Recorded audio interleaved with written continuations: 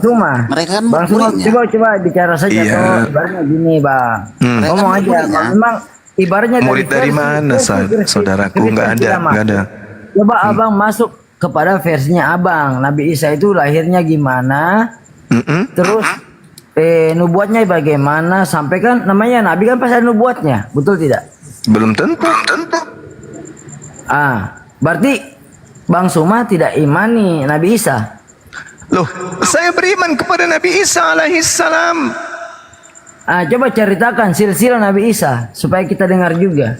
Di Al-Quran tidak diceritakan silsilah Nabi Isa karena Al-Quran bukan buku biografi. Al-Quran itu buku hukum. Maaf Bang Sumadi, saya tidak punya baca tapi saya dengar di Al-Quran itu hampir 60% menceritakan kejadian semua untuk Nabi Isa. Siapa bilang begitu? Maka dari itu coba Bang Suma coba terjemahkan apa-apa sih yang ada di Al-Quran. Oke, salah satunya aja ya. Ya. Oke, 247. Oke, baik, kita cerita sedikit. Nah, jadi gini. Diawali dari ibunya.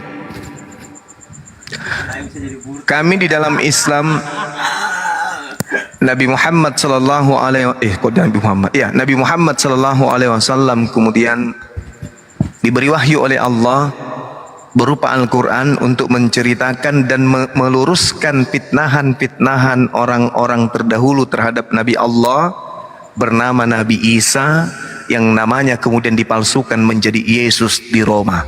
Oke? Singkat cerita, Maryam melahirkan seorang bayi. Fa'atat bihi qaumaha tahmiluh. Kemudian Siti Maryam membawa bayi itu kepada kaumnya dengan menggendongnya. Lalu berkatalah kaum Yahudi, "Ya Maryam, wahai Maryam, laqad ji'ti shay'an fariyan." Sungguh engkau telah membawa sesuatu yang sangat mungkar. Kenapa mengatakan begitu orang Yahudi? Karena Maryam diketahui tidak memiliki suami, tetapi dia melahirkan. Artinya dia melahirkan anak zina. Nah, setelah ada tuduhan seperti itu, kemudian orang-orang Yahudi ini melanjutkan perkataannya. Ya ukhta Harun, ma kana abuki imra'a sawin wa ma kanat ummuki bagian. Wahai saudara perempuan Harun, ayahmu bukan seorang yang buruk akhlak dan ibumu bukan seorang perempuan pezina. Kenapa bisa kamu hamil? Kenapa bisa kau punya anak haram? Ini pembelaan Al-Quran. Kemudian apa kata Siti Maryam?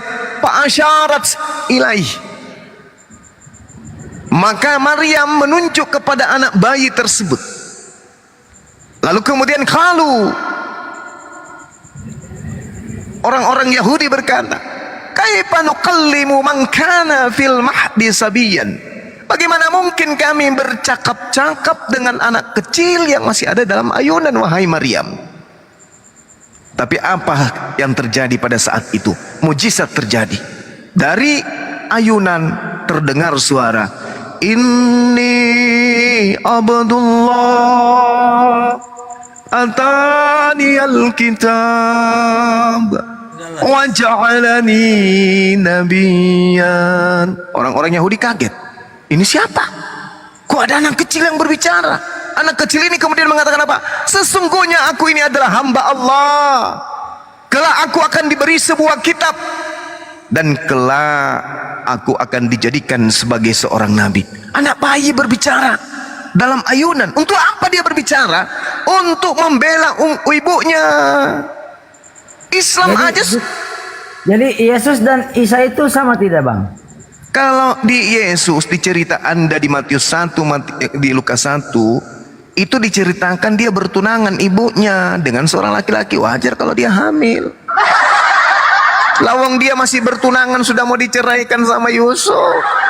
Ini indikasi tuduhan. Makanya di dalam Talmudnya orang Yahudi, Maria dituduh berzina dengan salah satu tentara Romawi bernama Pantera, dan Yesus diceritakan sebagai anak haram. Di Alkitab tidak ngomong gitu, Bang. Loh, saya bicara dalam Talmud. Talmud itu kitabnya orang Yahudi menceritakan Yesus sebagai anak haram. Ibunya berzina sehingga hamil melahirkan Yesus. Yesus ini dikatakan sebagai anak haram. Tapi di Al-Quran kan Yesus mengatakan begini di dalam Yohanes 16 nomor 13, apabila penolong lain nabi kebenaran itu datang, dia akan memuliakan aku. Dia akan memuliakan aku. Berarti Nabi Muhammad memuliakan Yesus. Ini coba Anda lihat, bayangkan aja, ibunya pun dimuliakan ketika ibunya dituduh berzina. Apa kata Nabi Isa? Hai kalian, ibuku tidak berzina. Inni Abdullah, aku lahir dalam keadaan mujizat ajaib sebagai tanda kepada Bani Israel. Aku diberi tanda kenabian untuk menjadi nabi bagi mereka. Ibuku hamil karena Allah yang mau. Aku berasal dari firman Allah. Ibuku hamil bukan karena berzina sebagaimana tuduhan kalian. Ibuku hamil karena Allah pencipta langit dan bumi menginginkan beliau hamil dan melahirkan aku sebagai anak untuk menjadi nabi dan rasul bagi kalian. Nah, sementara Yesus dan Nabi Isa itu sama tidak? Yesus itu tokoh fiktif. Jadi bilang Dari tadi abang ini ngomongnya Yesus sekarang fiktif. Bagaimana jangan ceritanya? Yesus itu cerita di Romawi, Paman Sam. Abang. Percaya Yesus Tadi ngomong, sebagai hakim yang adil. Yesus.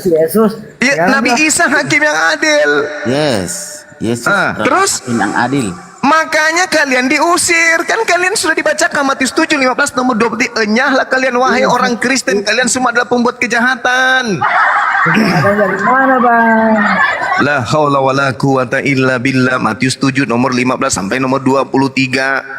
Adapun cerita-cerita tentang ini, tentang Yesus Nabi datang di tengah-tengah Bani Israel sebagai domba dan seterusnya, Nabi dan seterusnya, itu cerita yang dihasilkan dari penelitian penulis-penulis kitab saudara lalu disampaikan ke Romawi dan Yunani.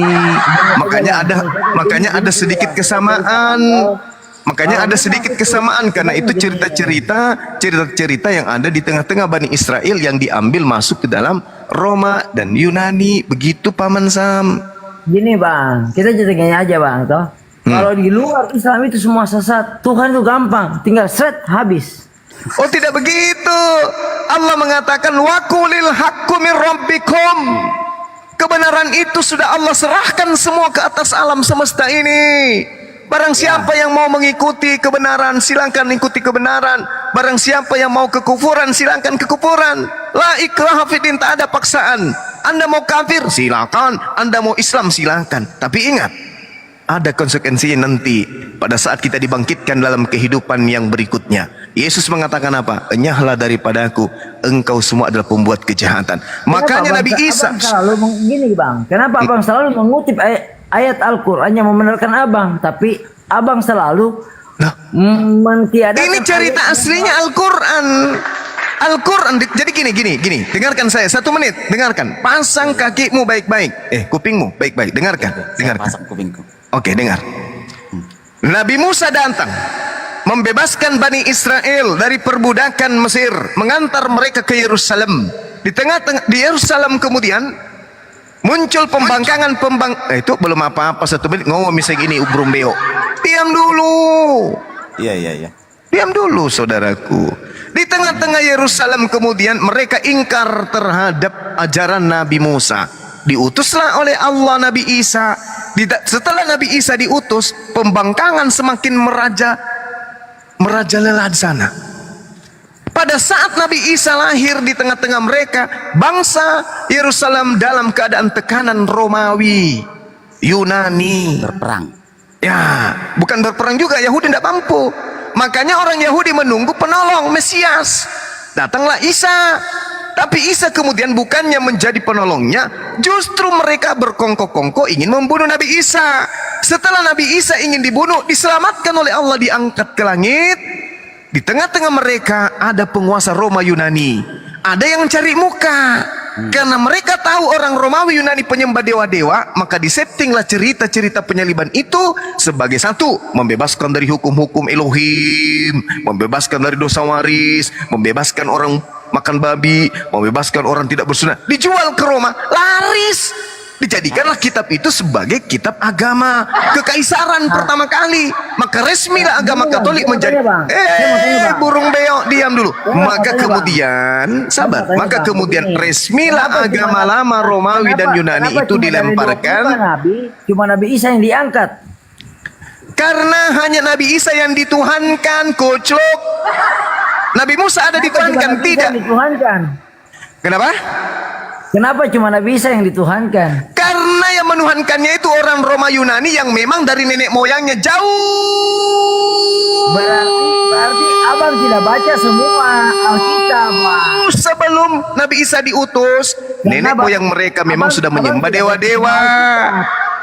Abang tidak baca semua. Kamu bertanya tapi kamu colote, bagaimana ilmu mau masuk? Ini kalau saya ngajar di kelas murid-murid kayak begini, sudah kulempar asbak, kulempar penghapus, kulempar kapur, bahkan kulempar papan tulis. Ini murid bertanya, begitu menjelaskan gurunya menyocet terus di belakang.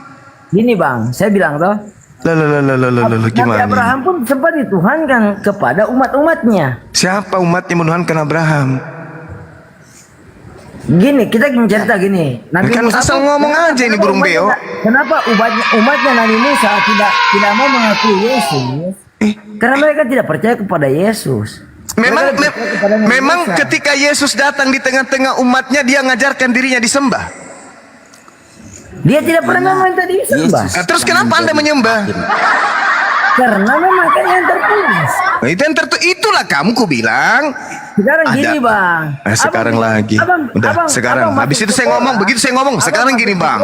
Begitu saya ngomong, sekarang gini Bang. Diajar PPKN nyamunya di mana?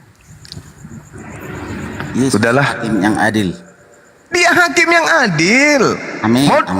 Nah, sekarang baca Yohanes 12 nomor 48. Barang siapa yang menolak aku, dia sudah ada hakimnya, yaitu perkataan yang pernah aku sampaikan kepada mereka. Perkataan itulah kelak yang menjadi hakimnya di akhir zaman. Nah, mana perkataannya sembahlah aku? Ada. Siapa yang menolak dia? Lah, dia mengatakan dia rasul. Yang menolak dia siapa Bang? Anda. Tidak. Loh, buktinya dia mengatakan, aku diutus hanya kepada domba-domba yang sesat dari umat Israel. Apakah Anda umat Israel? Ayo. Umat Israel secara apa? Secara apa? Secara menyamar lagi, serigala nyamar Israel. Secara iman. Secara iman. Kita mengikuti Alkitab Israel. Loh, inilah yang Yesus katakan, saudaraku. Inilah yang Yesus katakan di dalam Matius 7 nomor 15 sampai nomor 23. Dia sampaikan kepada murid-muridnya orang Yahudi, wahai murid-muridku orang Yahudi, apa paman, dengarkanlah suaraku ini, iya paman, waspadalah kepada nabi-nabi palsu, iya paman, yang datang menyamar seperti serigala. Artinya pada masa Yesus pergi, murid-muridnya akan didatangi nabi-nabi palsu. Siapa itu?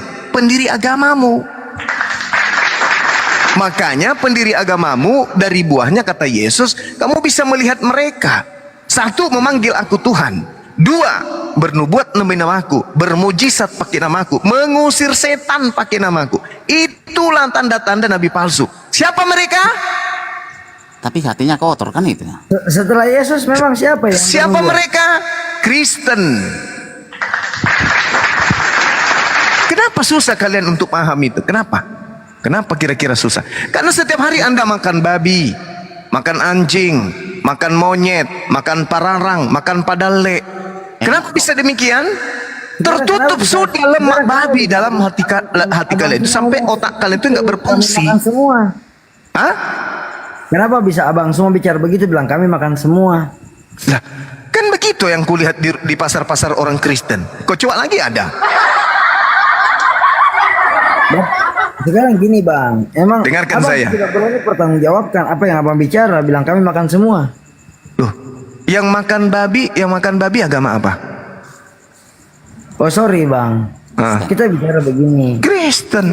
Islam pun kan berbeda-beda. Kristen juga. Jangan bawa Islam. Saya belum selesai loh tadi. Belum selesai. Gini, bang, ketika saudara Esther bertanya, saya belum selesai. Tapi ini ceria sekali nih saat ini, balau mante. Saya belum selesai loh. Balang. 1 menit, izinkan saya. Jadi ketika kemudian ajaran Nabi Isa ditolak dia ingin dibunuh oleh orang sebangsanya. Baca di dalam Yohanes 11 nomor 45 sampai 53, ingin dibunuh. Maka Nabi Isa kemudian diangkat ke langit. Setelah diangkat ke langit ajaran Nabi Isa, datanglah ini serigala. Serigala ini nyamar, ganas mereka mengambil ajaran-ajaran Nabi Isa, diperbaiki, dipermak, direvisi, di segala macam. Akhirnya dijual kemana? Roma. Dijadikan sebagai agama Katolik. Jadilah itu turun-temurun menjadi kalian pengikutnya. Setelah itu di abad ke-7 datanglah kemudian Nabi diutus untuk meluruskan ajaran yang Nabi Isa yang dibengkokkan. Yang mana hasil pembengkokannya adalah agama Anda. Islam datang itu karena untuk meluruskan kalian. Jadi kalau kami membahas agama kalian pantas, kalian membahas agama kami tidak pantas. Begitu Bang. Iya, karena ibaratnya Yahudi adalah orde lama, Nasrani adalah orde baru, Islam adalah reformasi.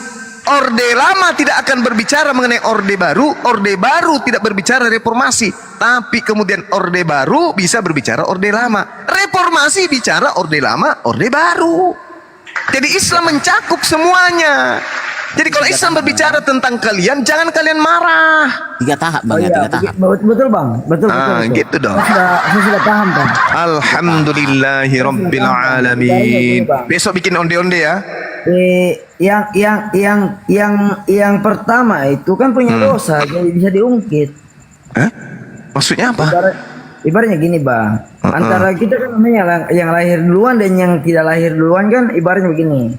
Kita punya dosa mungkin bisa diungkit. Yang lahir kita kemudian kan mungkin tidak bisa diungkit. Jadi ibaratnya kan kita Kristen yang terus diungkit. Ya, kan reformasi berbicara orde lama, orde baru. Sekarang permasalahannya adalah salah Onde-onde saja Bang. Oh iya, enggak begini saudara, gini, dengarkan saya. Jadi gini, begini, orang-orang yang hidup dan mati di orde lama itu adalah itu urusannya dengan Allah. Orang-orang yang hidup di masa orde baru, di situ ada yang taat kepada Yesus, ada yang tidak taat, itu urusannya dengan Allah. Kalian ini yang bermasalah sekarang. Karena kenapa? Kalian hidup di masa reformasi, tapi pola hidup kalian, pikiran kalian, cara hidup kalian itu masih orde lama, orde baru. Sementara sekarang sudah zamannya orde reformasi. Ini yang Akhir zaman. Iya, makanya hidup kalian itu sudah tidak selaras lagi. 3 Tuhan, di Indonesia cuma 1 Tuhan. Kalian 3 Tuhan, tidak cocok kan? Ayo. 1 Tuhan. Bagaimana 1 Tuhan? Bagaimana 1 Tuhan? Di surga ada berapa bersaksi? 1 Yohanes 5 nomor 7, ada 3 Tuhan yang bersaksi di agama kalian di surga. Dalilnya ada. Bagaimana ada mengatakan 1? Kalau sebagai manusia, fitrah manusia memang sebelum kita itu menjadi manusia makhluk fisik, kita memang sudah bersaksi di hadapan Allah. Alastu bi rabbikum. Memang kita sudah bersaksi bahwa kita ini meskipun tidak punya agama, hati kita dan akal kita itu sudah disetting untuk bertuhan. 1. Agamalah yang kemudian mengalihkan kita beriman kepada Tuhan ini, Tuhan itu, Tuhan anak, Tuhan bapak, Tuhan kakek, Tuhan burung merpati, Tuhan inilah, itulah, dan lak. Itu, tapi hati kita selalu mengatakan 1 Tuhan itu pasti 1, tidak mungkin 2. Itu nurani kemanusiaan kita, meskipun kita tidak punya agama. Makanya orang ateis pun percaya Tuhan itu ada. Tapi fakta sekarang, biar mulut Anda robek sampai kuping Anda mengatakan Tuhan Anda 1, agama Anda mengatakan 3. Susah itu Bang. Coba ke Wahyu dulu Bang, Wahyu. Wahyu mana? Kalau Anda lari ke Wahyu saudaraku, di situ ada 7 dewa. Wahyu 5 nomor 7. Baca. Wahyu 5 nomor 7. Jangan lari ke Wahyu Bang, itu sudah akhir jangan lari ke Wahyu itu. Enggak, supaya Anda tahu bahwa di dalam kitab saudara, Tuhannya Kristen itu dewanya ada 7. Lalu datanglah anak domba itu. Wahyu 5 nomor 6. Nomor 6 ya teman-teman. Ya. Nomor 6. Maka aku melihat di tengah-tengah tahta dan keempat makhluk itu, dan di tengah-tengahnya berdiri seekor anak domba seperti telah disembeli, bertanduk 7 dan bermata 7. Itulah ke-7 roh dewa yang diutus ke seluruh bumi. Jedar.